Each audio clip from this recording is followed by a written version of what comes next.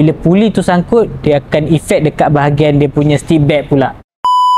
So hari ni kita ada masuk sebiji Proton Suprema. Isu dia, owner dia kata waktu dia bawa dia ada jerking lah. Bila kita orang check, bukan sekadar jerking, kereta ni pun ada masalah slip lah. Dia punya RPM dia naik. So selalunya kalau dah masalah jerking dan juga slip ni, dia berpunca daripada masalah dalaman gearbox lah. Isunya dekat bahagian bearing puli. So kalau dah macam ni, owner pun proceed lah untuk kita overhaul gearbox Proton Suprema ni. Gearbox pun kita dah turunkan, kita dah lerai, dan kita orang check lah dekat bahagian bearing puli. Dia punya bearing puli tu dia ada masalah lah, dia ada jam sikit, and then dia efek dekat bahagian dia punya puli, menyebabkan puli dia sangkut. Bila puli tu sangkut, dia akan efek dekat bahagian dia punya steel bag pula. So dia punya steel bag ni akan calar lah. Kita tukar dia punya steel bag, kita tukar dia punya o-ring, bearing dan dia punya puli tu sekali. So benda ni memang makan kos lah. Sebab tu banyak kali kita orang banyak pesan dengan korang jaga penjagaan minyak gearbox. Bukan gearbox je, penjagaan minyak enjin sekali. So kalau macam gearbox ni, korang hanya perlu tukar minyak bila mileage sampai antara 15 ke 20 ribu kilometer. Elok-elok korang kena modal servis, last korang kena modal juga overhaul. Korang kena take note lah benda ni. Bila masuk je date untuk tukar minyak, tukar minyak. Bukan sekadar untuk jimat saja, tetapi untuk jaga korang punya kereta secara long term. So kepada korang yang ada masalah yang sama seperti Proton Suprema ni, ataupun nak servis korang punya kereta, korang boleh datang dekat Tasmatic Automotive